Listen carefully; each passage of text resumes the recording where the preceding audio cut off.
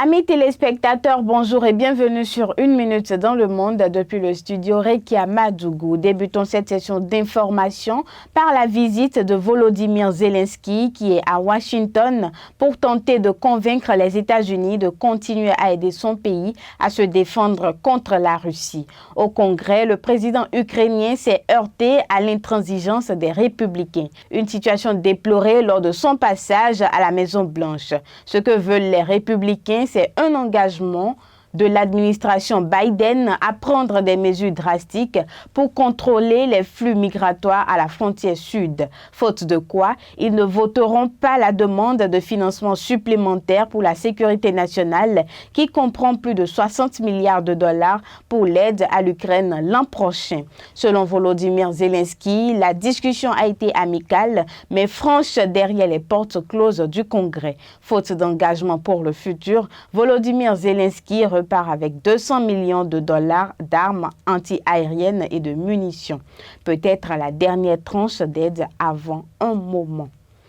En Pologne, un acte antisémite est venu perturber le vote de confiance du Parlement qui devait faire élire Donald Tusk Premier ministre. À 17h, le député du parti d'extrême droite Konfederacja, Grzegorz Braun, quitte l'hémicycle armé d'un extincteur et le vide sur une menorah juive installée à l'occasion d'Hanouka.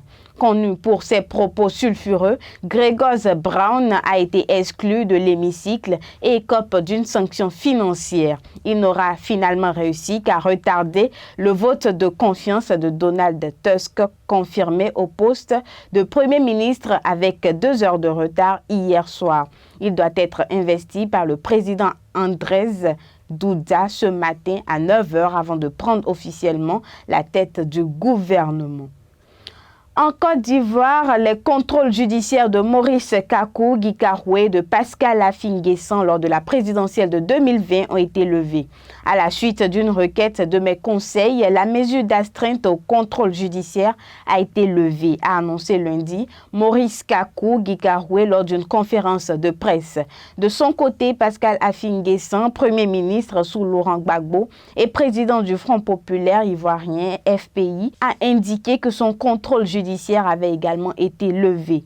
Le secrétaire exécutif du Parti démocratique de Côte d'Ivoire et le patron du Front populaire ivoirien faisaient l'objet d'enquêtes pour complot contre l'autorité de l'État, mouvement insurrectionnel, assassinat et actes de terrorisme lors de la présidentielle de 2020. Notons que les opposants avaient passé respectivement 1 mois et demi et 2 mois en détention provisoire avant d'être libérés sous contrôle judiciaire.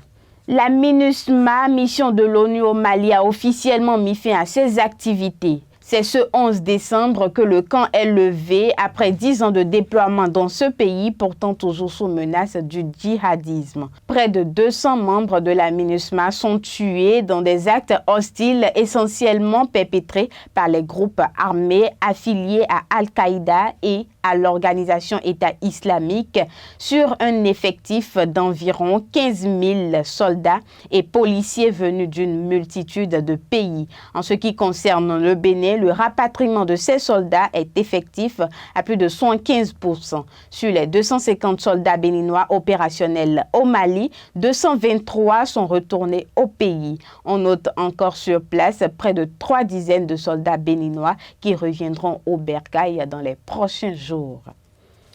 Pour finir, cela fait 25 ans ce 13 décembre que le confrère Norbert Zongo a été assassiné. Un quart de siècle après ce triste événement, celui qui est devenu le symbole de la liberté de la presse dans son pays et au-delà sur le continent attend toujours que justice lui soit rendue. Alors qu'il enquêtait sur la mort suspecte du chauffeur de François Compaoré, c'est sur la route de Sapouy que l'on retrouvera le corps sans vie du directeur de l'hebdomadaire L'Indépendant et de 3 de ses compagnons, Blaise Ilboudo, Ablacé Nikiema et Ernest Zongo, le 13 décembre 1998.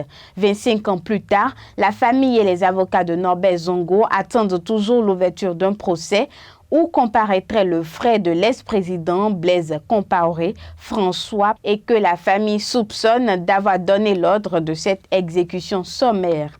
Après un espoir né en mars 2020 de voir la France extrader François Compaoré, où il est résident, cet espoir a été déçu en septembre dernier après que la Cour européenne des droits de l'homme a invalidé cette décision. La justice burkinabé ayant pris acte de ce rejet, la famille et l'ensemble des organisations pour la défense de la liberté de presse au Faso estiment que désormais un procès doit avoir lieu, même par contumace. Un procès pour faire la lumière sur l'assassinat d'un homme, Norbert Zongo, devenu une icône de la liberté de presse en Afrique. Mesdames et messieurs, ce sera tout pour aujourd'hui. Merci de nous avoir suivis et à demain.